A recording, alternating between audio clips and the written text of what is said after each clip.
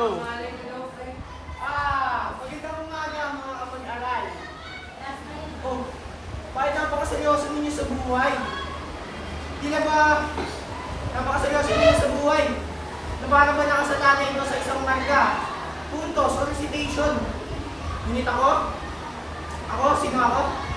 Ako si Juanito Pelaez. At alam ko ang sikreto sa tagumpay. Hindi lahat ng nagtatagumpay ay ang mga pinakamatalino.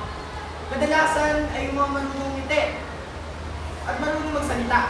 Habang kayo nagbabasa ng mga libro or mga kapal na aklat, ako'y nakikinig. Pero hindi sa aralin, hindi sa tono ng guro.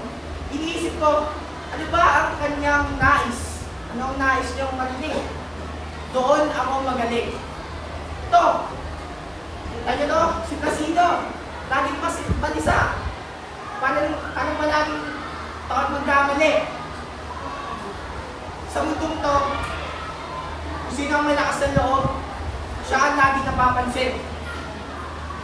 Kung hindi ka man kaalaman o hindi ganap ang iyong kaalaman, basta ikay may tindigan kung kumpiyansa sa sarili, ila ba ang mali ay nagiging tama?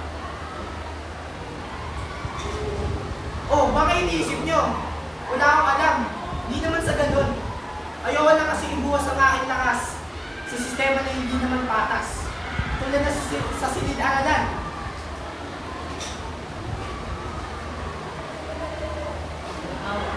Hindi lahat ng masisipag ay siya ang laging nagwawawi. Kung minsan ay kung sino pa ang malapit sa may kapangyarihan ay yun ang umaangat. Kaya kung ako'y tumatawa, ako'y nagpapakitang gilas sa mga praile, hindi yun kahinaan. Iyon ay diskarte. Sapagkat sa mundong to, dapat ay marunong kang, sa larangan ng buhay na ito, dapat ikaw ay marunong lumaro. Yun lang.